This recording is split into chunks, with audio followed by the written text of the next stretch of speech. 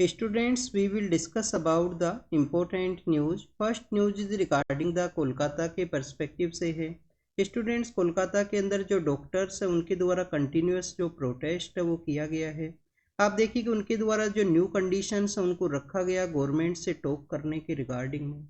Students, इस topic के बारे में हमने काफ़ी बार डिस्कस किया है।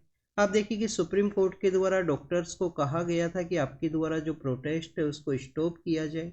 तो जो मेडिकल सर्विस के अंदर जो डिस्टरबेंस क्रिएट हुआ है उस सर्विस को आपको फिर से रिज्यूम है वो किया जाए। स्टूडेंट्स, कोलकाता के बारे में जो बेसिक इन्फॉर्मेशन है उसको भी हमने डिस्कस किया है। आप देखिए कि इस केस को किसको हैंड ओवर किया गया है। सीबीआई के द्वारा इस केस का जो इन्वेस्टिगेशन है वो किया जाएगा, जो डॉक्टर के अगेंस्ट में हीनियस क्राइम का केस है। स्टूडेंट्स, इस केस का स्यूमोटो कोग्निजेंस लेते हुए सुप्रीम कोर्ट के द्वारा नेशनल टास्क फोर्स है उसको भी कॉन्स्टिट्यूट किया गया था। आप देखिए नेशनल टास्क फोर्स के द्वारा नेशनल इंटरेस्ट के पर्सपेक्टिव से वुमेन्स का जो सेफ्टी है उसके रिगार्डिंग में कुछ गाइडलाइंस है उनको यहाँ पे रिलीज किया जाएगा। स्टूडेंट्स, अगर हम गवर्नमेंट के पर्सपेक्टिव से डिस्कस करें तो गवर्नमेंट के द्वारा आप देखिए कि जो वुमेन हॉस्टल्स हैं उनको आप देखिए कि जो रैंकिंग है वो किया जाएगा। क्वालिटी काउंसिल ऑफ इंडिया के द्वारा कुछ यहाँ पे जो पैरामीटर्स हैं वो डिसाइड किए जाएंगे, जिसके बेसिस पे वर्किंग वुमेन्स का जो हॉस्टल्स है उनको यहाँ पे रैंकिंग है वो दिया जाएगा। स्टूडेंट्स, अगर हम डिस्कस करें यहाँ पे जो वर्किंग प्लेस है उसके सेफ्टी के रिगार्डिंग में, तो आप देखिए कि विशाखा गाइडलाइन का जो जजमेंट है, विशाखा गाइडलाइंस है उसको दिया गया था सुप्रीम कोर्ट के द्वारा 1997 के समय में कि हमारा जो वर्क प्लेस है वो सेफ एंड सिक्योर होना चाहिए, जो वुमेन्स का जो पार्टिसिपेशन है वो इंक्रीज करे। आप देखिए कि 2013 के समय गवर्नमेंट के द्वारा जो लॉ है उसको फ्रेम किया गया कि यहाँ पे जो सेक्सुअल हरेसमेंट है उसको प्रिवेंट करना है वर्किंग कंडीशंस के रिगार्डिंग में।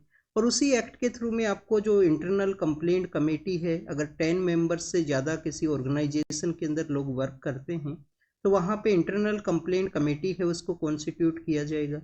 आप देखिए कि लेस देन 10 पर्सनस है तो वहाँ पे आपको जो लोकल कंप्लेंट कमेटी है एलसीसी का जो कॉन्सेप्ट है वो देखने के लिए मिलता है। तो स्टूडेंट्स, इसी जो sexual harassment at work place के ही रिगार्डिंग में आपको देखिए कि जो मलयालम मूवी इंडस्ट्री है उसका भी एक टॉपिक है वो न्यूज़ के अंदर में था कि किस तरीके से जो वर्किंग कंडीशंस है वो सेफ एंड सिक्योर है वो होना चाहिए। नेक्स्ट, अगर हम डिस्कस करें यूनियन गवर्नमेंट का जो डिसीजन है उसके पर्सपेक्टिव से है। आप देखिए कि न्यूज़ के अंदर मेंशन किया गया है यूनियन कैबिनेट के बारे में। जब भी स्टूडेंट्स हम कैबिनेट के बारे में रीड करते हैं तो आपको आर्टिकल है वो भी पता होना चाहिए। कैबिनेट को हेड किसके द्वारा किया जाता है? कैबिनेट को हेड किया जाता है पीएम के द्वारा। और हमारे कॉन्स्टिट्यूशन के अंदर में, ओरिजिनल जो कॉन्स्टिट्यूशन है उसके अंदर जो कैबिनेट वर्ड है उसको नहीं मेंशन किया गया था। आप देखिए कि उसके लेटर फेज के अंदर में जब आप आफ्टर द इमरजेंसी और इमरजेंसी के जो बैड इफेक्ट्स है वो देखने के लिए मिले, तो 44th कॉन्स्टिट्यूशन अमेंडमेंट एक्ट के थ्रू जो कैबिनेट वर्ड है उसको आर्टिकल 352 के अंदर में ऐड किया गया। आर्टिकल 352 के अंदर इसको ऐड किया गया।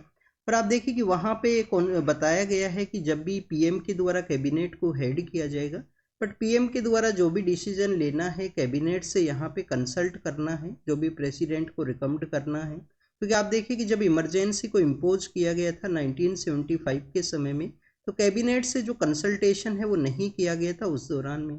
कैबिनेट से बाद में कंसल्ट किया गया था। तो कैबिनेट वर्ड का जो ये जो बेसिक इन्फॉर्मेशन है ये भी आपको पता होना चाहिए। नेक्स्ट, अगर हम डिस्कस करें तो आप देखिए कि हमारे जो सीनियर सिटीजन्स हैं, प्रेजेंट समय में आपको सीनियर सिटीजन्स का जो संख्या है वो 6 करोड़ के आसपास देखने के लिए मिलता है। ऐसी फैमिली जहाँ पे सीनियर सिटीजन्स है वो आपको 4.5 करोड़ के आसपास जो फैमिलीज हैं वो आपको देखने के लिए मिलेंगी। तो आप देखिए कि 6 करोड़ जो सीनियर सिटीजन हैं, 4.5 जो करोड़ जो हमारी फैमिलीज हैं, उनको बेनिफिट ये आप देखिए कि जो इंश्योरेंस जो यहाँ पे हेल्थ का जो फैसिलिटी है उसको प्रोवाइड करने के रिगार्डिंग में यूनियन कैबिनेट के द्वारा ये डिसीजन लिया गया कि हमारे ऑल सेक्शन ऑफ सोसाइटी, सभी जो सोसाइटी के जितने भी सेक्शन हैं, 70+ जो हमारे सीनियर सिटीजन हैं, 70 या 70+, उनको हेल्थ कवरेज है वो प्रोवाइड किया जाएगा, चाहे वो किसी भी सोशियो इकोनॉमिक कंडीशन से बिलोंग करते हों।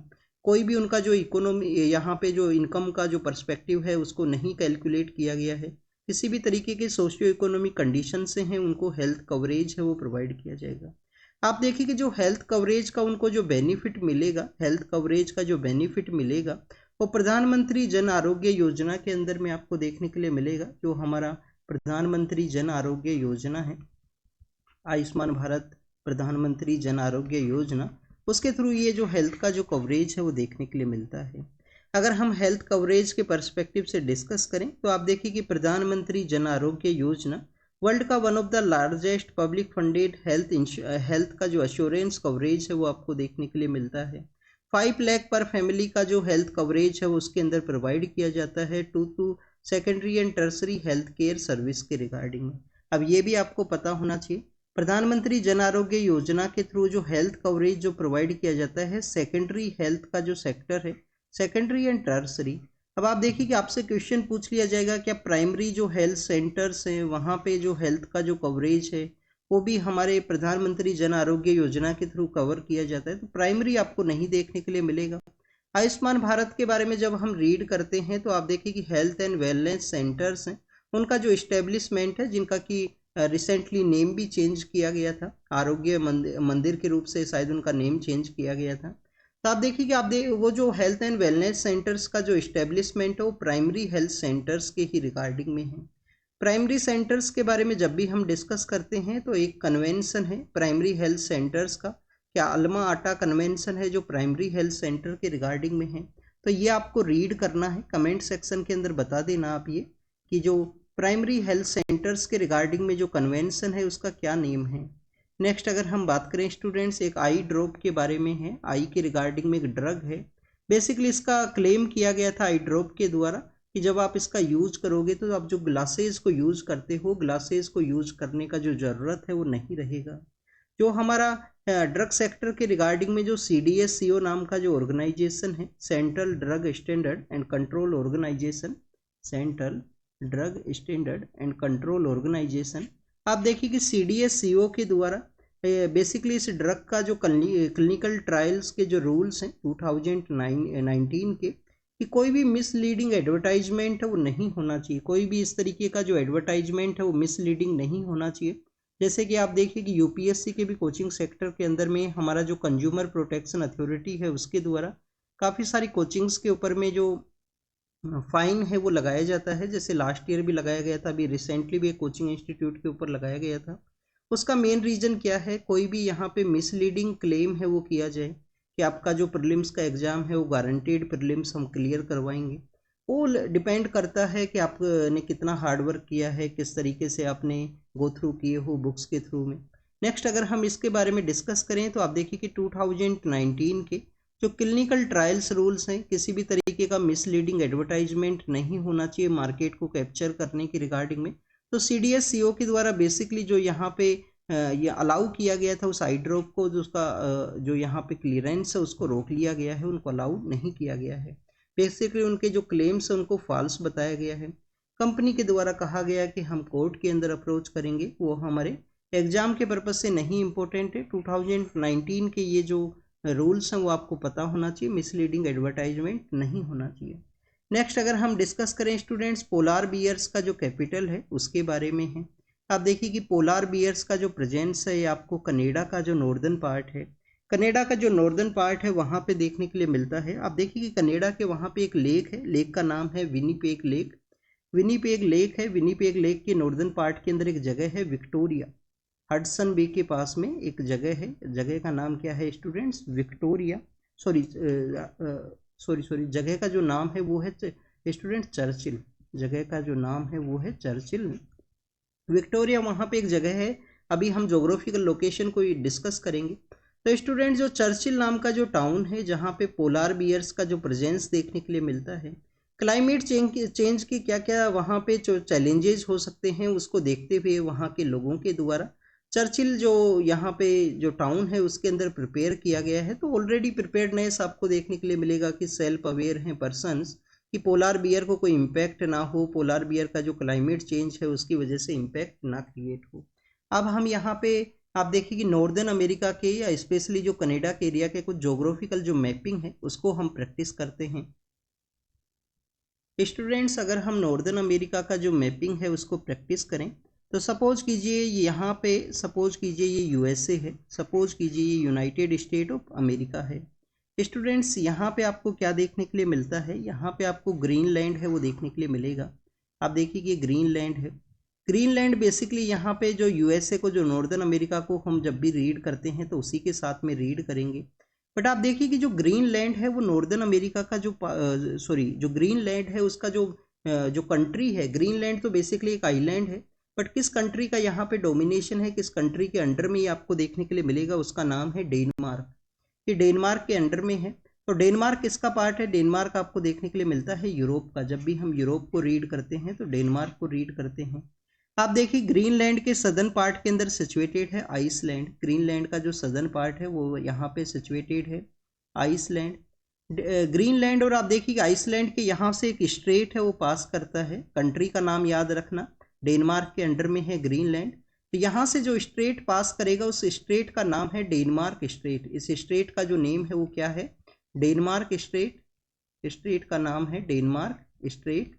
स्टूडेंट्स जब भी आप इसको रीड कर रहे हो, अगर आप ये न्यूज़पेपर डिस्कशन के अंदर आप रीड कर रहे हो तो आपके पास में आपका जो एटलास है, आपका जो मैपिंग का जो प्रैक्टिस है वो ज़रूर से होना चाहिए। रफली इनको ड्रॉ कीजिए, बट आप देखिए कि मैप का जो प्रैक्टिस है वो आपको ज़रूर से करना है। नेक्स्ट अगर हम डिस्कस करें स्टूडेंट्स, यहाँ पे आप सपोज कीजिए, यहाँ पे ये जो कनाडा का पार्ट है, सपोज कीजिए कनाडा का पार्ट है, सपोज कीजिए कनाडा का पार्ट है यहाँ पे, और यहाँ पे क्या सिचुएटेड है, अलास्का यहाँ पे सिचुएटेड है जो कि यूएसए का ही पार्ट है। यहाँ पे क्या सिचुएटेड है, अलास्का। तो स्टूडेंट जब भी हम कनाडा को रीड करते हैं, ग्रीनलैंड को हमने यहाँ पे देखा डेनमार्क का पार्ट है, नीचे आइसलैंड सिचुएटेड है, जो स्ट्रेट यहाँ पे कनेक्ट करता है वो डेनमार्क स्ट्रेट है। स्टूडेंट्स यहाँ पे अब आप देखिए कि यहाँ पे आपको लेब्राडोर सी है वो देखने के लिए मिलेगा।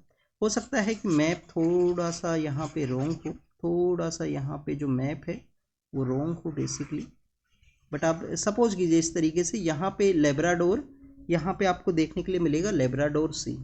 स्टूडेंट्स लेब्राडोर सी का जो नेमिंग किया गया है, लेब्राडोर सी का जो नेमिंग किया गया है, आप देखिए कि यहाँ पे जो लेब्राडोर आपको जो प्लेट्यू है वो देखने के लिए मिलता है, उसी के नेमिंग के ऊपर में यहाँ पे जो लेब्राडोर सी है उसका जो नेम है वो किया गया है। तो लेब्राडोर प्लेट्यू है, यहाँ पे सिचुएटेड है, लेब्राडोर सी है। अब ये जो लेब्राडोर सी है उसको कनेक्ट करने के लिए यहाँ पे आप देखिए कि हडसन स्ट्रेट आपको देखने के लिए मिलेगा। हडसन स्ट्रेट है जो कनेक्ट करेगा, यहाँ पे सिचुएटेड है हडसन बे, यहाँ पे सिचुएटेड है हडसन बे, यहाँ पे है students Hudson straight. Hudson straight के अगर हम नॉर्दर्न पार्ट के बारे में डिस्कस करें तो आप देखिए कि वहाँ पे आपको बफिन आइलैंड है, बफिन आइलैंड है वो देखने के लिए मिलेगा। यहाँ पे बफिन आइलैंड है वो सिचुएटेड है। और स्टूडेंट्स बफिन आइलैंड का जो कम्प्लीटली जो नॉर्दर्न पार्ट है, यहाँ पे काफ़ी सारे आइलैंड्स हैं, यहाँ पे काफ़ी सारे आइलैंड्स हैं। इन सभी जो ग्रुप ऑफ आइलैंड्स हैं उनको हम यहाँ पे क्वीन एलिजाबेथ आइलैंड्स के नाम से जाना करते हैं। किस नाम से जाना करते हैं स्टूडेंट्स, इनको हम जाना करते हैं क्वीन एलिजाबेथ आइलैंड के नाम से। अब ये स्टूडेंट्स बेसिक को हम डिस्कस कर रहे हैं। यहाँ पे ये क्वीन एलिजाबेथ आइलैंड है, बफिन आइलैंड हमने यहाँ पे देखा, बफिन बे यहाँ पे सिचुएटेड है। इसी पार्ट के अंदर में आपको विक्टोरिया आइलैंड है देखने के लिए मिलेगा, जो अभी हमने चर्चिल के पर्सपेक्टिव से उसको ऐड किया था। विक्टोरिया आइलैंड है यहाँ पे सिचुएटेड है। यहाँ पे स्टूडेंट्स एक बाथ ट्रस्ट नाम का आइलैंड है वो भी सिचुएटेड है, और जहाँ पे आप देखिए कि नॉर्दर्न पोल का जो मैग्नेटिक है उसको प्लेस किया गया है। बाथ ट्रस्ट आइलैंड है, बाथ ट्रस्ट आइलैंड है वो सिचुएटेड है। अब स्टूडेंट्स अगर हम कनाडा के पर्सपेक्टिव से डिस्कस करें, क्योंकि आप देखिए कि यहाँ पे विनपिग जो लेक है उसको मेंशन किया गया है, तो उसी वजह से हम इसका जो लोकेशन है उसको प्रैक्टिस कर रहे हैं। आप देखिए कि स्टूडेंट्स अगर हम कनाडा के पर्सपेक्टिव से डिस्कस करें तो कनाडा के यहाँ पे आपको ब्यूफोर्ड सी है, ब्यूफोर्ड सी है वो इस एरिया के अंदर आपको देखने के लिए मिलता है। आप देखिए कि यहाँ पे आपको ब्यूफोर्ड सी है वो देखने के लिए मिलेगा। नेक्स्ट आप देखिए कि कनाडा का जो मेन इंपॉर्टेंट रिवर्स है, कनाडा का जो मेन इंपॉर्टेंट रिवर्स है, यहाँ पे आपको जो मैकेंजी रिवर है, मैकेंजी जो रिवर है वो देखने के लिए मिलेगा। मैकेंजी रिवर आप देखिए कि किस जो यहाँ पे जो किस लेक के से ओरिजिनेट करता है, किस लेक से ओरिजिनेट करता है, तो ग्रेट स्लेव लेक है, ग्रेट स्लेव लेक है उससे ओरिजिनेट करता है। स्टूडेंट्स आपको यहाँ पे एक इम्पोर्टेंट टॉपिक है उसको याद रखना है, इम्पोर्टेंट टॉपिक आपको ये याद रखना है। आप देखिए कि स्टूडेंट्स यहाँ पे हमने देखा मैकेंजी जो रिवर है उसके बारे में। आप देखिए कि मैकेंजी रिवर के बारे में हमने देखा, यहाँ पे स्लेव लेक है। आप देखिए कि यहाँ पे जो स्लेव लेक को भी कनेक्ट करने के लिए एक और यहाँ पे रिवर आपको देखने के लिए मिलता है, जिसको कि हम यूकोन रिवर के नाम से जाना करते हैं। जिसको हम किस रिवर के नाम से जाना करते हैं? यूकोन रिवर, यूकोन रिवर के नाम से हम जाना करते हैं। तो student, this is the slave river. ये यूकोन रिवर नहीं है, यूकोन रिवर यहाँ पे है। बेसिकली ये जो अलास्का का जो पार्ट है वो यहाँ से आपको यूकोन रिवर है वो देखने के लिए मिलेगा। ये स्लेव रिवर है। यहाँ पे जो लेक है उसको हम स्लेव लेक के नाम से जाना करते हैं। यहाँ पे आपको एक और लेक देखने के लिए मिलेगा जिसको कि हम ग्रेट बियर लेक के नाम से जानते हैं। किसके नाम से? Great Bear Lake. ये स्लेव लेक है, ये बियर लेक है। स्लेव लेक से दो रिवर हैं, एक रिवर यहाँ पे जाएगा जिसको कि मैकेंजी रिवर के नाम से। यहाँ पे आप देखिए कि जो स्लेव रिवर है, और बेसिकली जो यूकोन रिवर है जो अलास्का से एंटर करता है यहाँ पे कनाडा के अंदर में। नेक्स्ट आप देखिए कि हमने यहाँ पे विनपेग लेक के बारे में डिस्कस किया, विनपेग लेक के बारे में। यहाँ पे आपको जो विनपेग लेक है वो देखने के लिए मिलेगा। विनपेग लेक के यहाँ पे भी आप देखिए कि दो रिवर्स हैं वो निकलती हैं। घर्सन बे के रिगार्डिंग में जो रिवर जाता है जिसको कि हम नेल्सन रिवर के नाम से जानेंगे। सदर्न पार्ट के लिए जो रिवर है जिसको कि आप देखिए कि सस्केटसेव रिवर के नाम से जाना करते हैं। तो स्टूडेंट्स, ये कनाडा का कुछ लेक्स के बारे में हुआ, कनाडा का कुछ रिवर्स के बारे में हुआ। विनपेग लेक यहाँ पे है। यहाँ पे जो लेक है उसका नाम क्या है? इसका नाम है ग्रेट बियर लेक है, ग्रेट स्लेव लेक है। अगर हम बात करें कनाडा और यूएस के पर्सपेक्टिव से, तो आप देखिए कि कनाडा और यूएस के रिगार्डिंग में आप जो ग्रेट 5 लेक्स हैं वो आपको देखने के लिए मिलेगा। और स्टूडेंट्स, इसी एरिया के अंदर में आपको सेंट लॉरेंस का जो एरिया है, सेंट लॉरेंस रिवर का जो पार्ट है वो देखने के लिए मिलता है, जो वन ऑफ द बिजिएस्ट जो ट्रांजिट जो रूट है वो आपको बिजनेस के रिगार्डिंग में one of the busiest transit route है। सेंट लॉरेंस का जो रिवर है उसको यूज किया जाता है। और स्टूडेंट, सेंट लॉरेंस के बारे में जब आप रीड करते हो तो आपको यहाँ पे न्यू फाउंड लैंड के बारे में भी पता होना चाहिए, न्यू फाउंड लैंड जो कि वहाँ पे सिचुएटेड है। तो स्टूडेंट्स, ये कुछ हमने कनाडा के पर्सपेक्टिव से जो रिवर्स हैं, जो लेक्स हैं, जो लेक क्वीन एलिजाबेथ, जो यहाँ पे आइलैंड्स हैं, उन सभी के बारे में डिस्कस किया। आप इनका एक बार मैप के ऊपर जरूर से प्रैक्टिस करना, चाहे आपका ज्योग्राफी ऑप्शनल नहीं है तो भी आपको ये आना चाहिए, काफ़ी बेसिक इन्फॉर्मेशन है। और आप देखिए कि ये जो लेक्स हैं जिसके अंदर में ग्रेट स्लेव लेक है, ग्रेट बियर लेक है, विनपिग लेक है, ये आपको बेसिकली फ्रेश वाटर लेक है वो देखने के लिए मिलेगा।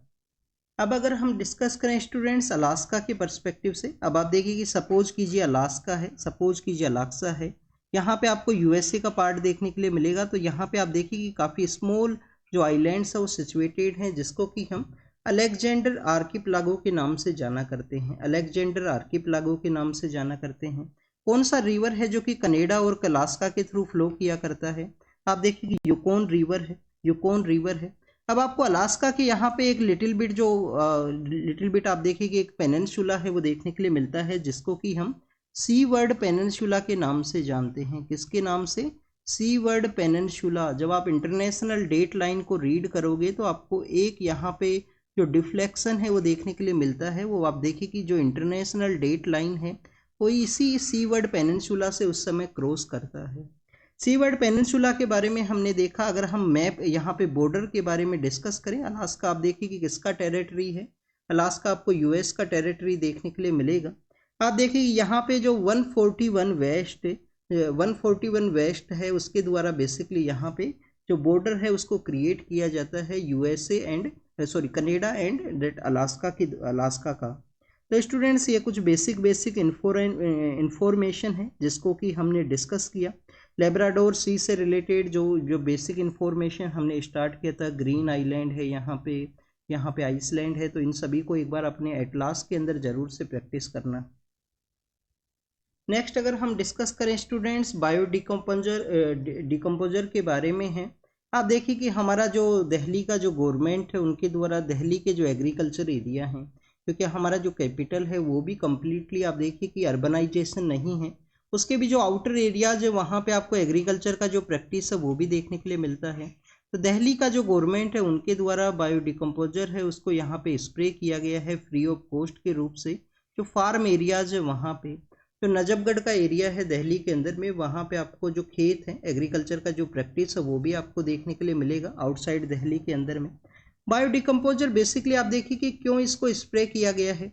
जो स्टेबल बर्निंग है उसका ये अल्टरनेटिव है, स्टेबल बर्निंग का अल्टरनेटिव है। बेसिकली आप देखिए कि बायोडिकम्पोजर के अंदर में आपको माइक्रोबियल जो लिक्विड स्प्रे है वो किया जाता है, माइक्रोबियल लिक्विड स्प्रे है वो किया जाएगा। लिक्विड स्प्रे के थ्रू आप देखिए कि जो पैडी का जो स्टेबल बनता है, पैडी को आप देखिए कि मशीन के थ्रू कट किया जाता है। तो बेसिकली मशीन एक लेवल के ऊपर कट करेगा, कंप्लीटली जो रूट है उसको यहाँ पे नहीं कट करता है। तो आप देखिए कि इतना जो पार्ट जो ये स्टेबल बचता है, उस स्टेबल को बेसिकली डिकम्पोज करने के अंदर में उस स्टेबल के ऊपर इसको स्प्रे किया जाएगा। उसके बाद में आप देखिए कि जो स्टेबल है वो यहाँ पे ब्रेक डाउन होगा, और ब्रेक डाउन होने के रिगार्डिंग में आप देखिए कि एग्रीकल्चर फील्ड के अंदर ही एज ए कंपोस्ट के रूप से भी उसको आने वाले समय में यूज किया जा सकता है। जो एग्रीकल्चर फील्ड है उसका जो प्रोडक्टिविटी है उसको भी ये इंक्रीज करता है। तो बायोडिकम्पोजर के स्प्रे के बारे में था, अल्टरनेटिव है स्टेबल बर्निंग को रोकने के रिगार्डिंग में। बट आप देखिए कि उसका स्प्रे है गवर्नमेंट के द्वारा किया गया है। अगर इसको काफ़ी कम कोस्ट के ऊपर में फार्मर्स को प्रोवाइड किया जाएगा तो उनके द्वारा भी इसका यूटिलाइजेशन है वो किया जा सकता है। किसके द्वारा इसको डेवलप किया गया? इंडियन एग्रीकल्चर जो रिसर्च इंस्टीट्यूट है उसके द्वारा बायोडिकम्पोजर को 2019-20 के समय में डेवलप किया गया था। स्टूडेंट्स, फार्मर्स के द्वारा आप देखिए कि क्यों यहाँ पे जो स्टेबल बर्निंग का जो प्रैक्टिस है वो किया जाता है। सपोज कीजिए अभी हमारा जो प्रेजेंट समय में जो खरीफ का जो समय है, खरीफ के अंदर कौन कौन सी फसल है वो उगाई जाती हैं। काफ़ी जगह राइस का प्रैक्टिस किया जाता है। हरियाणा और राजस्थान के अंदर में आप देखिए कि बाजरा है, बाजरा के अलावा मूंग जो होता है जिसको कि हम ग्रीन ग्राम के नाम से जाना करते हैं, कॉटन है, ये आपको खरीफ के अंदर देखने के लिए मिलेगा। तो खरीफ का जो क्रॉप है उसका जो हार्वेस्टिंग का जो पीरियड है वो 15 सितंबर से लेकर 15 अक्टूबर का जो समय है। मैक्सिमम तो आप देखिए कि 1 अक्टूबर तक आपको हार्वेस्टिंग, इसका जो कटिंग का जो पीरियड है वो देखने के लिए मिलेगा। अब आप देखिए कि यहाँ पे जो खेत है कि आपका जो एग्रीकल्चर फील्ड है उसको भी आपको प्रिपेयर करना है। आपको एक बार उसको प्रिपेयर करने के बाद में आप देखिए खुद 15 डेज के लिए उसको रखना होता है, जिससे कि वो नेक्स्ट फसल के लिए प्रिपेयर हो सके। ऑटोमेटिक वे के अंदर में जो भी यहाँ पे जो स्टेबल बचा है वो डिकम्पोज हो सके। तो स्टूडेंट्स आप देखिए कि जो टाइम पीरियड है वो काफ़ी कम होता है यहाँ पे, क्योंकि रबी का जो क्रॉप है, अगर आपको मस्टर्ड को उगाना है तो आपको अक्टूबर 15 के बाद में या 20-25 अक्टूबर के आसपास उसका जो ग्रोइंग का जो शोइंग का जो समय है वो हुआ करता है। तो काफ़ी कम समय होने की वजह से जो उस समय स्टेबल है वो यहाँ पे डिकम्पोज है वो नहीं होगा। उसी के रिगार्डिंग में स्टेबल बर्निंग का जो प्रैक्टिस है वो किया जाता है पंजाब और हरियाणा के वहाँ पे। इसके अलावा वेस्टर्न उत्तर प्रदेश भी है, कुछ पार्ट यहाँ पे आपको राजस्थान का भी देखने के लिए मिलेगा। तो स्टूडेंट्स ये स्टेबल के बारे में था, उसके बारे में हमने डिस्कस किया। नेक्स्ट अगर हम बात करें हमारा गवर्नमेंट का जो अकाउंटेबिलिटी है उसके पर्सपेक्टिव से है। आप देखिए कि जब भी कोई पॉलिटिकल पार्टी है अगर उसको मोर देन क्लियर मैंडेट के आसपास मिलता है तो उनके पास में कंप्लीटली प्रैक्टिस हुआ करता है कि अपना जो यहाँ पे जो डिसीजंस हैं उनको कैरी आउट कर सकें। बट स्टूडेंट्स अगर अपोजिशन के जो नंबर्स हैं, अपोजिशन का जो पॉलिटिकल पार्टी है उनके जो नंबर्स हैं वो सही हैं, तो उस समय में आप देखिए कि उनके द्वारा कंटिन्यूस गवर्नमेंट को अकाउंटेबल रखने के रिगार्डिंग में जो क्वेश्चंस हैं उनको रेज किया जाता है। क्वेश्चंस को किस तरीके से रेज किया जाएगा? पार्लियामेंट्री आप देखिए कि जो अकाउंट कमेटी है, पार्लियामेंट्री जो अकाउंट कमेटी है, तो पार्लियामेंट के जो फाइनेंस कमेटीज हैं जिसके अंदर आपको जो पब्लिक अकाउंट कमेटी है, एस्टीमेट कमेटी है और कमेटी ऑन पब्लिक अंडरटेकिंग है वो देखने के लिए मिलेगा। तो आप देखिए कि पब्लिक अकाउंट कमेटी के अंदर में टोटल कितने मेंबर्स हुआ करते हैं? 22 मेंबर्स हुआ करते हैं, 15 from the Lok Sabha, 7 from the Rajya Sabha. इसका जो चेयरमैन है वो कौन बनेगा स्टूडेंट्स? क्या अपोजिशन का ही लीडर इसका चेयरमैन बनता है? ये आपको कमेंट सेक्शन के अंदर बताना है, ये आपका होमवर्क है। किस हमारी लोकसभा के अंदर इस कन्वेंशन को लिया गया कि अपोजिशन का जो मेंबर है वो ही इसका चेयरमैन है वो बनेगा पब्लिक अकाउंट कमेटी का। नेक्स्ट अगर हम डिस्कस करें तो आप देखिए कि पब्लिक अकाउंट कमेटी के द्वारा काफ़ी सारे जो सब्जेक्ट्स हैं उनको एग्जामिन किया जाता है, जिसमें कुछ सब्जेक्ट्स हैं जो आपको नेचुरल वे में फाइनेंस पर्सपेक्टिव से देखने के लिए मिलेंगे, जो गवर्नमेंट के द्वारा या हाउसेज के द्वारा सजेस्ट किए जाते हैं। कुछ ऐसे भी सब्जेक्ट्स हैं जो सुमोटो बेसिस पे इनके द्वारा जो अज्यूम है उनको अडोप्ट है वो किया जा सकता है उनके एग्जामिनेशन की रिगार्डिंग में। तो आप देखिए कि स्टूडेंट्स प्रेजेंट समय में जो पब्लिक अकाउंट कमेटी कॉन्स्टिट्यूट हुआ उसके जो बैंकिंग, इंश्योरेंस, रिफॉर्म्स के सेंट्रल स्पॉन्सर स्कीम के रिगार्डिंग में जो सब्जेक्ट्स हैं उनको उनके द्वारा ऐड किया गया है। पार्लियामेंट का आप देखिए कि कॉन्स्टिट्यूशनली वे में जो पार्लियामेंट का फाइनेंस के ऊपर जो कंप्लीट कंट्रोल है वो आपको देखने के लिए मिलेगा कि पार्लियामेंट का जो फाइनेंस के ऊपर में कंप्लीट कंट्रोल है। पार्लियामेंट के द्वारा अगर कोई भी यहाँ पे जो मनी का विड्रॉल करना है, कोई भी जो टैक्सेशन है उसको लगाया जा सकता है किसी भी लेजिस्लेशन का जो प्रोसेस है उसके थ्रू में, कि पार्लियामेंट के पास में लॉ मेकिंग पावर है, लॉ मेकिंग पावर के थ्रू आप देखिए कि जो टैक्स है उसको इम्पोज किया जा सकता है उनके द्वारा। स्टूडेंट्स अगर हम बात करें यहाँ पे पार्लियामेंट के पास में इस तरीके का भी पावर है कि आप देखिए कि प्रॉपर जो सैंक्शन होने से पहले भी जो मनी का अगर विड्रॉल करना है तो उनके द्वारा जो एक्सपेंडिचर के लिए जो पैसा है उसको सैंक्शन करवाया जा सकता है अप्रोप्रिएशन बिल के थ्रू में। अप्रोप्रिएशन बिल को यूज करते हुए उनके द्वारा सैंक्शन से पहले भी जो पैसा है उसको यहाँ पे विड्रॉवल है वो किया जा सकता है। बट स्टूडेंट्स अगर हम डिस्कस करें पार्लियामेंट का जो फाइनेंशियल सिस्टम है इसके भी एग्जामिनेशन के रिगार्डिंग में, जैसे कि पब्लिक अकाउंट कमेटी के द्वारा इसको अकाउंटेबल रखने के लिए एग्जामिनेशन है वो किया जाएगा। पब्लिक अकाउंट कमेटी के द्वारा इसको एग्जामिन रखने के लिए इसका जो फाइनेंस है उसको एग्जामिन किया जाएगा इसको अकाउंटेबल रखने के रिगार्डिंग में। इसके अलावा आप देखिए कि कैग के द्वारा भी उनको जो अकाउंट है उनका ऑडिट है वो किया जाता है। कैग के द्वारा भी जो आपको ऑडिट का जो प्रोसेस है फाइनेंशियल सिस्टम एंड फाइनेंशियल जो फंक्शंस है गवर्नमेंट के डिपार्टमेंट्स के उनको। इसके अलावा आप देखिए कि प्रेजेंट समय में हमने डिपार्टमेंटल रिलेटेड जो स्टैंडिंग कमेटीज हैं उनके बारे में डिस्कस किया था, जो प्रेजेंट समय में 24 हैं। तो स्टूडेंट डिपार्टमेंट का जो कमेटीज हैं उनके द्वारा भी स्क्रूटनाइज है वो किया जाता है गवर्नमेंट के डिसीजंस को। तो ये गवर्नमेंट को अकाउंटेबल रखने के कुछ टूल्स हैं जो कि आपको पब्लिक अकाउंट कमेटी, कैग का जो ऑडिट रिपोर्ट है, डिपार्टमेंट रिलेटेड जो स्टैंडिंग कमेटीज, ये गवर्नमेंट को अकाउंटेबल रखने की कुछ टूल्स हैं।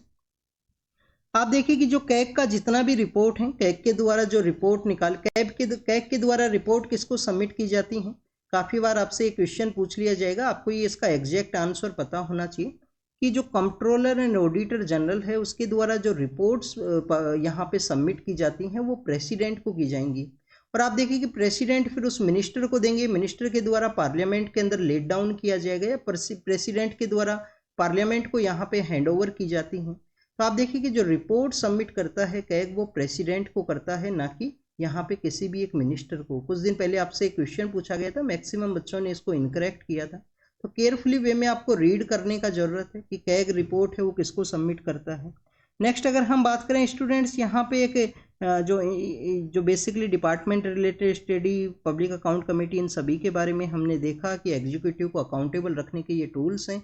अभी उनके द्वारा कुछ जो श्यू मोटो के अंदर में कुछ सब्जेक्ट्स उनको ऐड किया गया है जिसको वो एग्जामिन करेंगे, गवर्नमेंट को यहाँ पे अकाउंटेबल रखेंगे, क्वेश्चंस पूछे जाएंगे। नेक्स्ट अगर हम बात करें बांग्लादेश के पर्सपेक्टिव से है, तो आप देखिए कि बांग्लादेश के बारे में हमारे जो फॉर्मर एनएसए हैं उनके द्वारा इसको मेंशन किया गया है। इंटरनल सिक्योरिटी इंडिया के पर्सपेक्टिव से भी बांग्लादेश का जो सिचुएशन है वो हमारे लिए इम्पोर्टेंट है।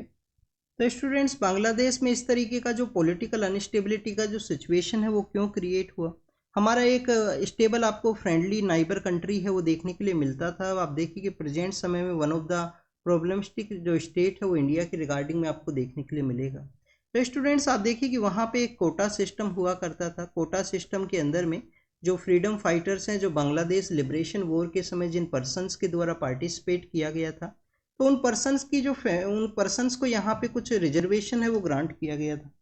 बाद में स्टूडेंट्स गवर्नमेंट के द्वारा डिसीजन लिया गया है कि जो कोटा है, जो रिजर्वेशन है, जो कि यहाँ पे फ्रीडम फाइटर्स को दिया गया है, उसको उनके फैमिली मेम्बर्स या जो सेकंड जनरेशन है उसको भी एक्सटेंड किया जाए। उसी के रिगार्डिंग में जो स्टूडेंट्स हैं उनके द्वारा प्रोटेस्ट है वो स्टार्ट हुआ। अब आप देखिए कि प्रोटेस्ट को किसके द्वारा बैक किया गया, किसके लिए जो बांग्लादेश है स्ट्रेटजिक पर्सपेक्टिव से इम्पोर्टेंट है, क्योंकि काफ़ी बार आपको जो स्मॉल कंट्रीज़ के अंदर में काफ़ी बिग पावर्स का जो इम्पोर्टेंट रोल है, बिग पावर्स का जो इन्वॉल्वमेंट है वो भी आपको देखने के लिए मिलेगा। क्योंकि अलग अलग कंट्रीज़ के द्वारा अपना जो जियो पोलिटिकल उनका जो पॉलिसी का इम्प्लीमेंटेशन है या किसी बिग पावर को कंट्रोल करने के लिए उनके द्वारा इस तरीके से किया गया। तो ऐसे भी इंसिडेंट्स हैं जो कि आपको अर्लियर फेज के अंदर भी, इससे पहले भी आपको काफ़ी सारे अलग अलग कंट्रीज़ के अंदर में ये सिचुएशंस देखने के लिए मिलती हैं। तो बांग्लादेश के अंदर जो अनस्टेबिलिटी का सिचुएशन क्रिएट हुआ इंडिया के लिए किस तरीके से कंसर्न है। आप देखिए कि इंडिया के द्वारा हमारे नॉर्थ ईस्ट के अंदर जो इंसर्जेंसी है, क्योंकि बांग्लादेश के द्वारा जो इंसर्जेंट ऑर्गेनाइजेशंस हैं उनको जो सेंचुरी है, उनको जो प्रोटेक्शन है वो नहीं प्रोवाइड किया गया था। तो इंडिया के द्वारा कंप्लीटली जो नॉर्थ ईस्ट का जो इंसर्जेंसी है उसको एलिमिनेट करने के अंदर वन ऑफ द इम्पोर्टेंट आपको एक फ्रेंडली नाइबर कंट्री है वो बांग्लादेश देखने के लिए मिलता है।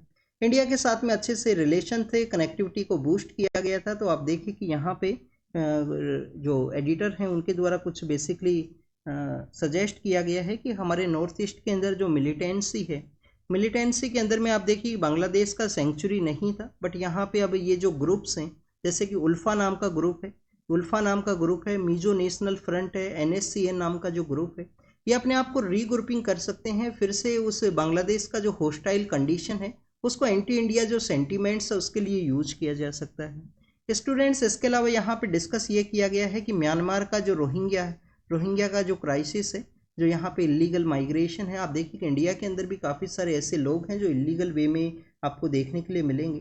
तो इलीगल जो माइग्रेशन है, जो रोहिंग्या पर्सनस है, उनका प्रॉब्लम ऑलरेडी आप देखिए कि यहाँ पे रिजोल्व नहीं हुआ है, उसका ऑलरेडी इंडिया के ऊपर आपको बर्डन देखने के लिए मिलता है। और इस तरीके से बांग्लादेश के अंदर भी अगर पॉलिटिकल अनस्टेबिलिटी क्रिएट होगा तो वहाँ से भी जो लोग हैं वो माइग्रेट कर सकते हैं।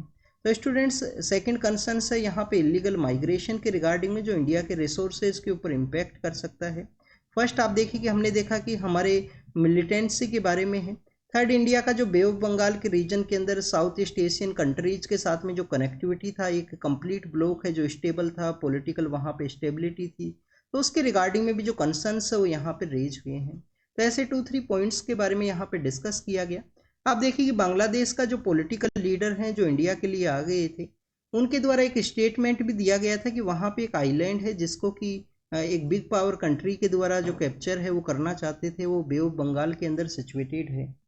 तो स्टूडेंट्स, अगर हम उस आइलैंड के बारे में डिस्कस करें तो आप देखिए कि आइलैंड का नाम है Saint Martin island. Saint Martin island है, कहाँ पे ये सिचुएटेड है?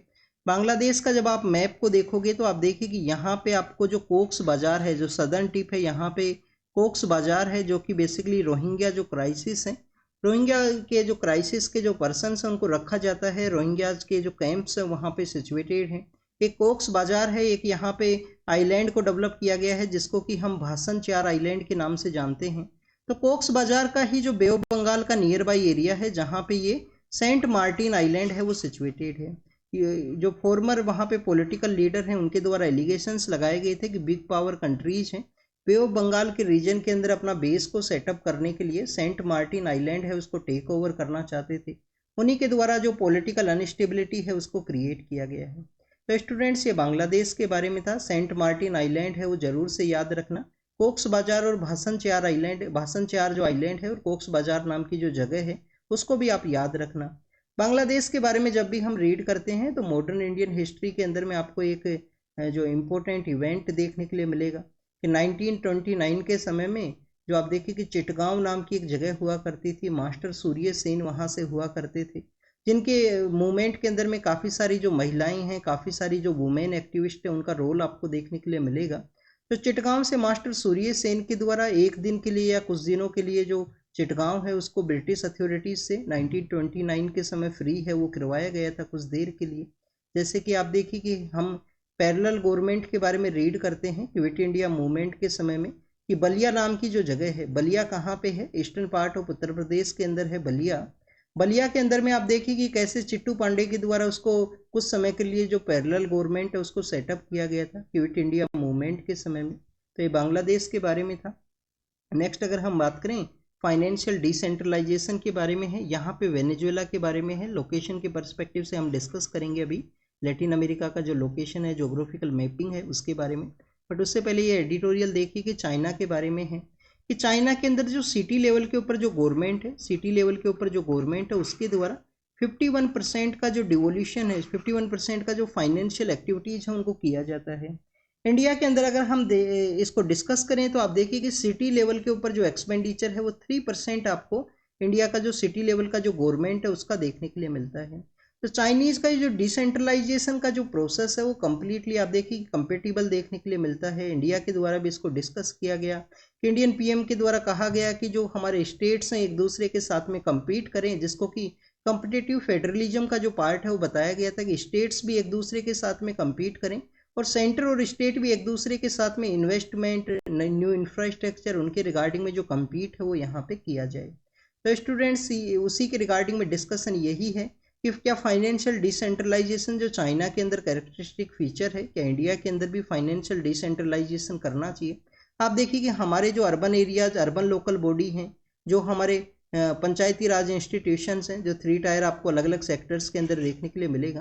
तो उनका भी एक फंड आपको एक इम्पोर्टेंट पिलर देखने के लिए मिलता है कि फंड का उनके पास में कमी हुआ करता है, प्रॉपर वे में जो डिसीजन मेकिंग है वो नहीं देखने के लिए मिलेगा। 3F का कॉन्सेप्ट है हमारे लोकल गवर्नमेंट्स के रिगार्डिंग में कि फंड है, फंक्शन है, फंक्शनरीज है, उनके कुछ ना कुछ प्रॉब्लम्स हैं, काफ़ी सारी प्रॉब्लम्स हैं।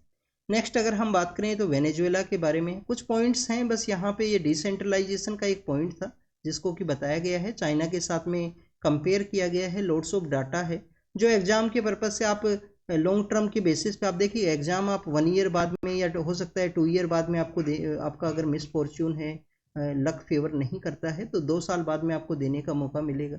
तो जब तक ये जो डाटा है उसको आप याद नहीं रख पाओगे, तो मेन जो बेसिक कॉन्सेप्ट्स को याद रखिए कि वहाँ पे डिसेंट्रलाइजेशन है, सिटी लेवल पे जो गवर्नमेंट है उसको मोर फंड है, इंडिया के अंदर में लेस फंड है। क्या प्रॉब्लम्स है इंडिया के लोकल गवर्नमेंट का, फंड है, फंक्शन है और फंक्शनरीज है।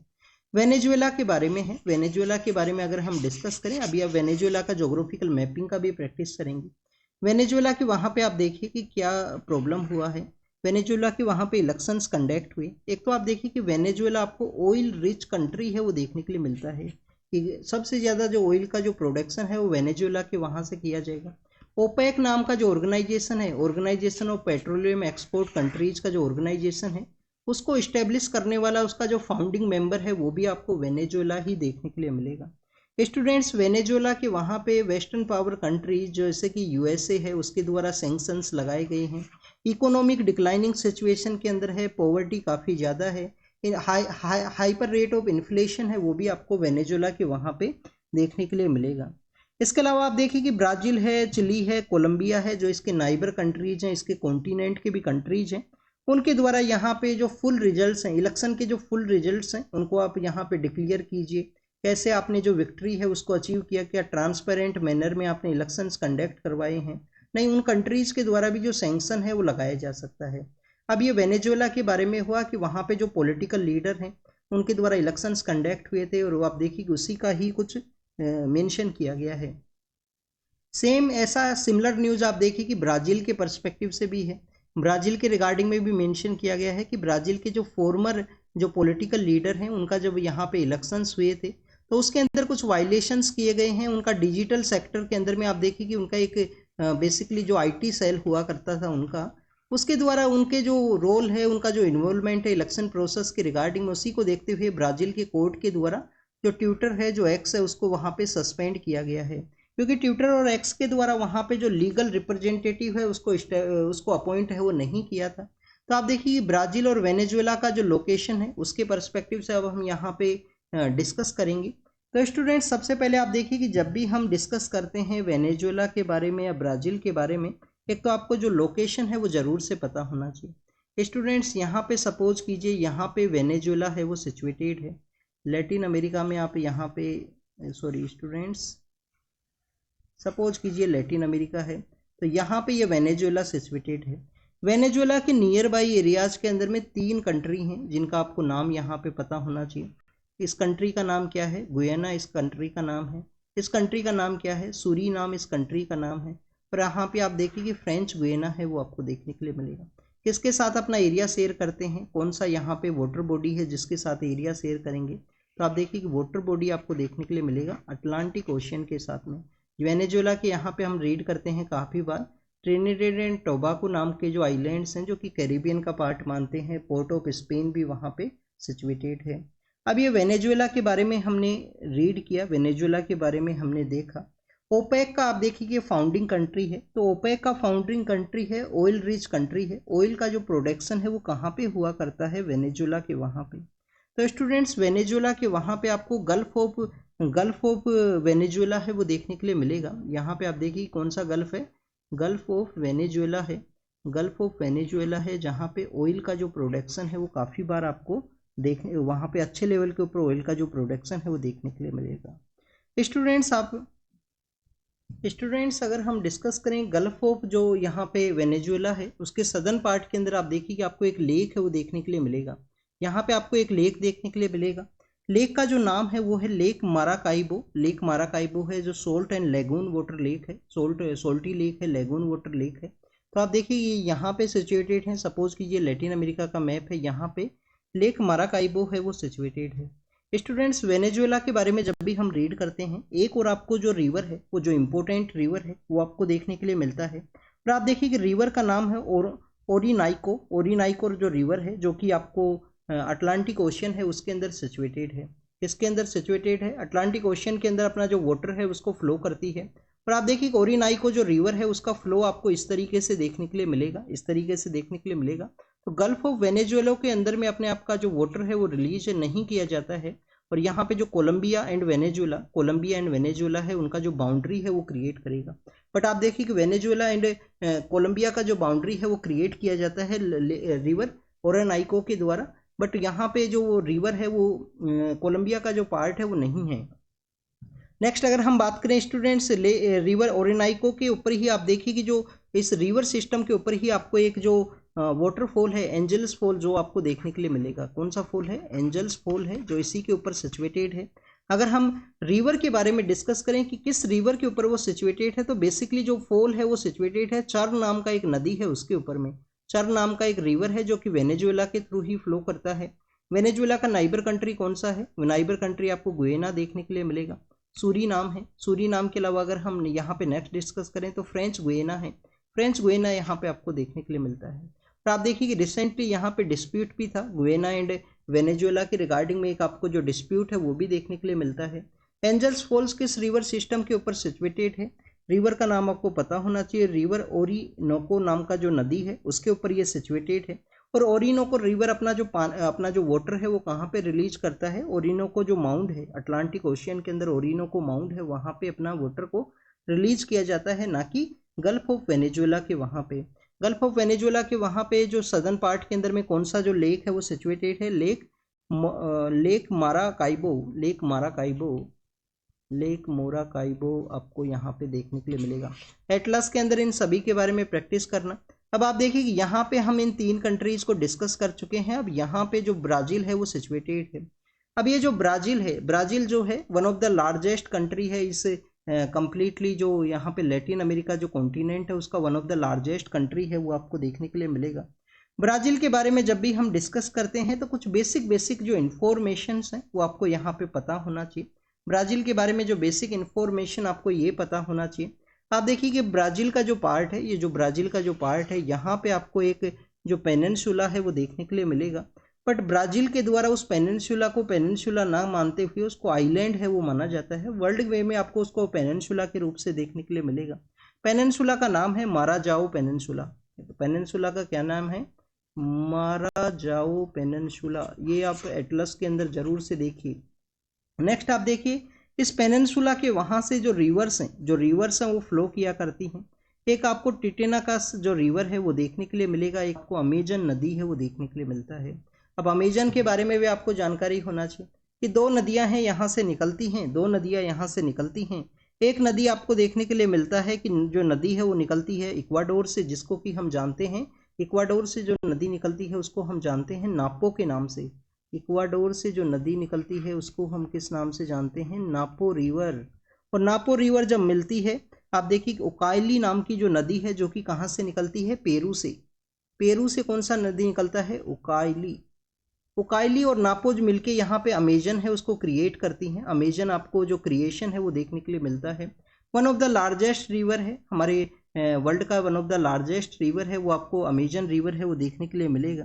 और आप देखिए कि अमेजन रिवर के वहीं पे ही, अमेजन रिवर के ऊपर ही वहीं पे ही ब्राज़ील के जो सेल्वास हैं, जो आपको अमेजन रिवर फॉरेस्ट है वो आपको देखने के लिए मिलते हैं।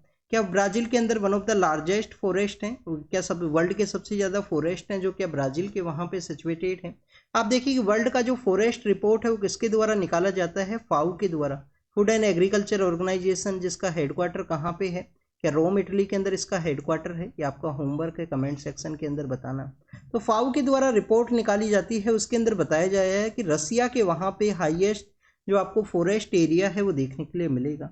मारेजाओ पेनिनसुला के बारे में हमने डिस्कस किया। टिटेनाकस जो रिवर है उसके बारे में हमने डिस्कस किया। अमेजन रिवर है वो यहाँ से फ्लो किया करता है, टिटेनाकस रिवर। और आप देखिए कि यहाँ पे जो आपको प्रेरणा रिवर है और जो यहाँ पे पराग्वे रिवर है, प्रेरणा एंड पराग्वे रिवर है वो मिलके यहाँ पे पेंटरनल बेसिन है उसको क्रिएट करते हैं। किसको क्रिएट करते हैं स्टूडेंट्स? पेंटरनल बेसिन है जो कि अमेजन के जो यहाँ पे ब्राजील की जो सेल्वाज है उसी का एक्सटेंशन है। पेंटरनल बेसिन वर्ल्ड का लार्जेस्ट आपको जो वेटलैंड है वो देखने के लिए मिलेगा। क्या नेम है? पेंटरनल बेसिन है जो कि 3 रिवर्स के द्वारा क्रिएट किया जाता है। कौन कौन सी रिवर्स हैं? रिवर्स का नाम है पैराग्वे रिवर है, प्रेरणा रिवर है, और आप देखिए कि यहाँ पे टिटिनेकस रिवर जो कि यहाँ पे मराजेवो जो पेनिनसुला है उसके वहाँ पे भी उसका फ्लो आपको देखने के लिए मिलेगा। तो स्टूडेंट्स ये 3 रिवर्स के थ्रू पेंटरनल बेसिन को क्रिएट किया जाता है। वो वन ऑफ द प्राइवेट है। काफ़ी बार वहाँ पे जो डिस्ट्रक्शन की जो न्यूज़ है वो सामने आती हैं कि वहाँ पे डिस्ट्रक्शन हुआ, प्राइवेट लैंड का वो पार्ट है। पेंटरनल बेसिन का ही जो एक्सटेंशन है, पेंटरनल बेसिन का ही जो एक्सटेंशन है वो आपको ग्रीन चाको जो पेंटरनल बेसिन का एक्सटेंशन है प्रुगवे एंड अर्जेंटीना के वहाँ पे, इसी का जो एक्सटेंशन है वो आपको यहाँ पे प्रुगवे एंड अर्जेंटीना के वहाँ पे ग्रीन चाको है वो देखने के लिए मिलेगा। तो स्टूडेंट्स ये कुछ ब्राज़ील के बारे में, वेनेजुएला के जो लोकेशन है उसके बारे में हमने डिस्कस किया। अब आप देखिए कि अगर हम डिस्कस करें यहाँ पे लैटिन अमेरिका के लैंडलॉक कंट्रीज के बारे में, तो लैटिन अमेरिका के 2 आपको लैंडलॉक कंट्री हैं वो देखने के लिए मिलते हैं।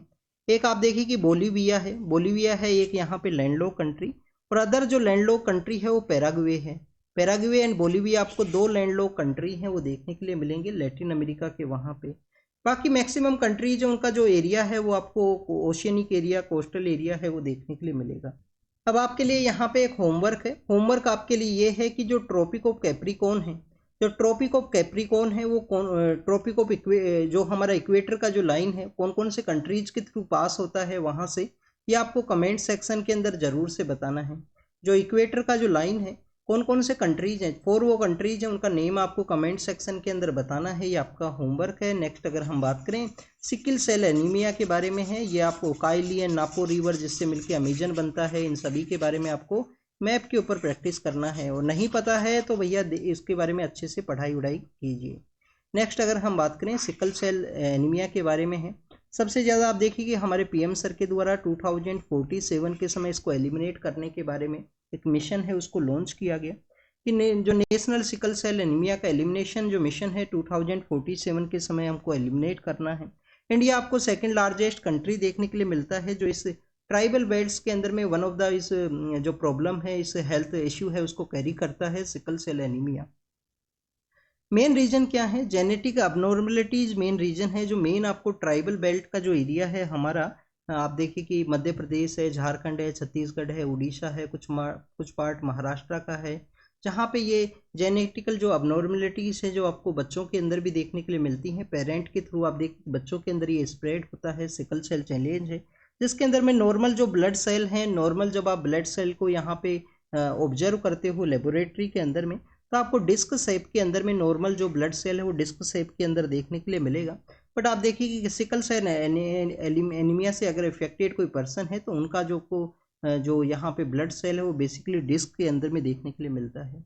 लाइफ एक्सपेक्टेंसी को ये रिड्यूस करता है। मेन प्रॉब्लम्स क्या है कि हमारे यहाँ पे जो हमारे यहाँ पे ट्राइबल एरियाज हैं उनका एक तो प्रॉपर वे में स्क्रीनिंग करना काफ़ी ज़्यादा डिफ़िकल्ट टास्क है। उनको प्रॉपर वे में स्क्रीनिंग करने के बाद में आप देखिए कि उनको जो मेडिकल हेजिटेंसी है, जो वैक्सीन हेजिटेंसी, मेडिकल हेजिटेंसी आपको देखने के लिए मिलेगा। तो प्रॉपर वे में उनको इंगेज करना, उनको मेडिकल सर्विस प्रोवाइड किया जाए जिससे कि इस सिकल सेल एनीमिया है उसके चैलेंज को यहाँ पे टैकल किया जा सके। सबसे ज़्यादा किसके अंदर है? ट्राइबल कम्युनिटीज़ के अंदर में जेनेटिक वे में ट्रांसफ़र होता है, वो आपको देखने के लिए मिलेगा। नेक्स्ट अगर हम बात करें जर्मनी के बारे में है, जर्मनी के वहाँ पे आप देखिए कि AFD नाम का एक पॉलिटिकल पार्टी है जर्मनी का जो ईस्टर्न पार्ट है वहाँ पे, और इस AFD पॉलिटिकल पार्टी का एक मैंडेट हुआ करता है कि जर्मनी के जितने रिसोर्सेज जर्मन्स के रिगार्डिंग में हों। आप देखिए कि जर्मन के जो फॉर्मर चांसलर हैं एंजेला मर्केल, उनके द्वारा बॉर्डर्स को ओपन किया गया था जब माइग्रेशन का जो इलीगल एमिग्रेशन का जो क्राइसिस है वो इंक्रीज हुआ था। तो उसी के आप देखिए कि उसी के एवरी एक्शन हैव द जो इक्वल, और आप देखिए कि आपको उसका जो रिएक्शन है वो भी देखने के लिए मिलेगा, न्यूटन का जो थर्ड लॉ है। तो उसी तरीके से आप देखिए कि वहाँ पे जो जर्मनी के जो पर्सनस का ये पार्टी है, राइट विंग वहाँ का पार्टी है जिसके द्वारा इस तरीके से कैंपेनिंग किया गया कि हमारे जो रिसोर्सेज हैं उनके ऊपर ये इम्पैक्ट होगा। तो स्टूडेंट्स आप देखिए कि राइट विंग जो पार्टी का जो पॉपुलैरिटी है, उनका जो जो ग्रोइंग है वो आपको देखने के लिए मिलेगा ईस्टर्न पार्ट ऑफ जर्मनी के वहाँ पे। जर्मनी के बारे में जब भी हम रीड करते हैं कुछ रिवर्स के बारे में आपको पता होना चाहिए, कुछ लेक्स के बारे में आपको पता होना चाहिए। रिवर राइन है, रिवर राइन के द्वारा कौन कौन से जो यहाँ पे फ्रांस और आप देखिए कि जर्मनी का जो बाउंड्री है वो क्रिएट करता है। रिवर राइन किसका बाउंड्री क्रिएट करता है? फ्रांस और जर्मनी का जो बाउंड्री है वो क्रिएट करता है। लेक यहाँ पे कॉन्स्टेंस नाम का भी एक लेक है जो कि आप देखिए कि स्विट्जरलैंड और जर्मनी का जो बाउंड्री है उसको क्रिएट करता है एक जगह पे। लेक कॉन्स्टेंट वहाँ पे सिचुएटेड है जहाँ पे जो बाउंड्री है वो क्रिएट की जाती है। तो स्टूडेंट्स ये जर्मनी के बारे में था। आप देखिए कि नेशनल कमीशन फॉर चिल्ड्रन जो प्रोटेक्शन ऑफ चिल्ड्रन राइट का है उनके द्वारा बताया गया है कि जो मदरसा एजुकेशन है वहाँ पे प्रॉपर वे में जो चिल्ड्रंस का जो एजुकेशन के लिए फिट इंस्टीट्यूशन है वो नहीं बताया गया है इनको, इस सुप्रीम कोर्ट के द्वारा इनको बताया गया। 2006 के समय national commission for protection of children right है उसको सेटअप किया गया था। नेक्स्ट अगर हम बात करें पटना हाई कोर्ट के द्वारा कम्यूट किया गया है डेथ सेंटेंस कुछ पर्सन है जो सीरियल ब्लास्ट से रिलेटेड है, उनके डेथ सेंटेंस को यहाँ पे कम्यूट किया गया है। अब आपको ये जो पार्डनिंग पावर है उसके बारे में पता होना चाहिए कि what is pardoning power article 72 के अंदर में है। यहाँ पे कोर्ट के द्वारा ही उनको कम्यूट किया गया है, कोर्ट के द्वारा ही उनको कम्यूट किया गया है। तो ये आपका होमवर्क है कि जो 5 वेज हैं हमारे यहाँ पे सजा को ख़त्म करने के जो 5 तरीके हैं। पार्डन क्या है? पार्डन के अंदर में आपका कंप्लीट सजा है उसको आपसे रिलीज कर दिया जाएगा कंप्लीट वे के अंदर में। कम्यूटेशन है, कम्यूटेशन क्या यहाँ पे सब्सटीट्यूशन का पार्ट है, कम्यूट यहाँ पे क्या सब्सटीट्यूशन का पार्ट है। तो जो 5 वेज हैं आर्टिकल 72 के अंदर जिनको मेंशन है उसके बारे में आप बताना कमेंट सेक्शन के अंदर में, या उनके बारे में आप रीड करना क्या है वो पार्डन पावर के प्रोसेस, कहाँ से लिया है हमने ये पार्डन का जो कॉन्सेप्ट है वो कहाँ से लिया है। आप देखिए कि ब्रिटेन में जो क्वीन के द्वारा पार्डन किया जाता था, राजा वहाँ पे मोनार्ची का कॉन्सेप्ट है तो राजा के द्वारा पार्डन किया जाता है। हमारे यहाँ पे भी उसको ऐड किया गया, प्रेसिडेंट के पास में ये पावर है, बट प्रेसिडेंट जब भी किसी पर्सन को पार्डन करते हैं तो आप देखिए वहाँ पे उन पर्सनस के आर्ग्यूमेंट है उनको नहीं सुनते हैं। पार्डन का एक प्ली होता है, एक एप्लीकेशन होता है, वो लिखा जाता है और प्रेसिडेंट बेसिकली गवर्नमेंट के द्वारा जो काउंसिल ऑफ मिनिस्टर्स के द्वारा जो डिसाइड किया जाएगा उसके रिगार्डिंग में उनका वर्क हुआ करता है। बट यहाँ पे हाई कोर्ट के द्वारा किया गया है इनको पार्डन, इनका जो डेथ सेंटेंस को यहाँ पे कुछ ईयर का जो लाइफ सेंटेंस है उसके रूप से कन्वर्ट किया गया है। नेक्स्ट अगर हम बात करें मिशन मौसम के बारे में है, एक तो है स्टूडेंट्स प्रोजेक्ट मौसम। प्रोजेक्ट मौसम 2015 के समय लॉन्च किया गया था। हमारा जो वेस्टर्न कोस्ट है आप देखिए कि केरल का जो कोस्ट है ये काफ़ी सारे ऐसे कोस्टल एरियाज हैं जिनका अरेबियन कंट्रीज के साथ में कनेक्टिविटी हुआ करता था वेस्टर्न एंशिएंट समय में। तो आप देखिए कि उन पोर्ट्स को फिर से रिवाइवल करने के रिगार्डिंग में एक प्रोजेक्ट मौसम है। यूपीएससी के द्वारा भी कुछ एंशिएंट जो पोर्ट्स हैं उनसे रिलेटेड क्वेश्चंस पूछे गए थे लास्ट ईयर जो प्रीलिम्स का पेपर हुआ था 2023 के अंदर में। तो ये पोर्ट्स आपको पता होना चाहिए कि कहाँ पे कौन सा पोर्ट है वो सिचुएटेड है, चोलाज के समय कौन सा हुआ करता था, पांड्याज के समय कौन सा हुआ करता था, ये आपको पता होना चाहिए। तो वो स्टूडेंट्स है प्रोजेक्ट मौसम, हमारे एंशिएंट जो ट्रेड रूट्स हैं उनको यहाँ पे रिवाइवल करना है। मिशन मौसम क्या है? मिनिस्ट्री ऑफ अर्थ साइंस के अंडर में है। हमारे मौसम के रिगार्डिंग में जो वेदर है उसको यहाँ पे उसके रिगार्डिंग में बेटर वे में किस तरीके से फोरकास्ट किया जाए उसके पर्सपेक्टिव से है। हमारे गवर्नमेंट का टारगेट है, क्या टारगेट है स्टूडेंट्स कि हमको 500 जो गीगावाट है 500 गीगावाट एनर्जी का प्रोड्यूस करना है नॉन फोशियल फ्यूल से, नॉन फोशियल फ्यूल से एनर्जी को प्रोड्यूस करना है। उसी के रिगार्डिंग में सेंटर के द्वारा बैंक्स को कहा गया है कि ग्रीन एनर्जी के जो प्रोजेक्ट्स हैं उनको आप यहाँ पे फंड है वो प्रोवाइड कीजिए जिससे कि ये जो टारगेट है उसको अचीव किया जा सके, नॉन फोशियल फ्यूल से 500 गीगावाट जो एनर्जी है उसको प्रोड्यूस किया जा सके। कैबिनेट के द्वारा आप देखिए कि यहाँ पे पीएमई ड्राइव नाम का एक कॉन्सेप्ट है। पीएमई ड्राइव क्या है? इलेक्ट्रिकल ड्राइव करना है, रिजोल्यूशन और इनोवेटिव जो व्हीकल्स हैं उनको यहाँ पे। तो स्टूडेंट पीएमई ड्राइव स्कीम के थ्रू ई मोबिलिटी के रिगार्डिंग में कुछ स्कीम्स हैं उनको अप्रूवल किया गया है। किस मिनिस्ट्री के अंडर में है? मिनिस्ट्री ऑफ हैवी इंडस्ट्री के अंडर में आपको देखने के लिए मिलेंगे, क्योंकि आप देखिए कि इलेक्ट्रिकल बस हैं वो यहाँ में चलेंगे। और जब भी हम इलेक्ट्रिकल व्हीकल्स के बारे में डिस्कस करते हैं फेम स्कीम आपको देखने के लिए मिलती है। Faster adoption of molecular vehicle हैं जो यहाँ पे फेम स्कीम है। तो ministry of heavy and industry है, ministry of heavy and industry है उसके अंडर में इनको रखा गया है। फेम स्कीम को भी, ई मोबिलिटी का जो पुश है उसको भी। ईरान और इराक के द्वारा आप देखिए कि रिलेशंस को स्ट्रॉन्ग करने के रिगार्डिंग में पॉलिटिकल पर्सनस का विजिट हुआ है। जॉर्डन के वहाँ पे इलेक्शंस हुए थे। जॉर्डन कहाँ पे सिचुएटेड है? इजराइल का जो ईस्टर्न पार्ट है, साउथ ईस्टर्न पार्ट है, वहाँ पे आपको जॉर्डन देखने के लिए मिलता है। और आप देखिए कि जॉर्डन जो रिवर है उसी के वेस्ट कोस्ट के अंदर में जो वेस्ट बैंक है वो सिचुएटेड है। वेस्टर्न जो बैंक है उसी के अंदर में वेस्ट बैंक नाम की जो जगह है जहाँ पे डिस्प्यूट आपको देखने के लिए मिलेगा। जॉर्डन के वहाँ पे इलेक्शन के बारे में है कि जो इस्लामिक पार्टी है उनका क्लियर मेजोरिटी है वो नहीं मिला है, उसके बारे में बताया गया है। नेक्स्ट अगर हम बात करें स्टूडेंट्स, मैक्सिको के बारे में है। पॉपुलर जज का जो यहाँ पे अपॉइंटेड पर्सन किस तरीके से उनको अपॉइंट करना है उसके बारे में। और आप देखिए कि यूएस के इलेक्शंस हैं, कैसे यहाँ पे वोटर्स को इन्फ्लुएंस किया जाए उसके बारे में बताया गया है। यूके गवर्नमेंट के द्वारा कुछ सैंक्शंस लगाए गए हैं। रसिया के जो शैडो फ्लीट्स है उसके ऊपर सैंक्शन लगाए गए हैं। और यहाँ पे श्रीलंका के वहाँ पे इलेक्शंस हैं तो पॉलिटिकल पावर को चेंज करने के बारे में डिस्कस किया गया है।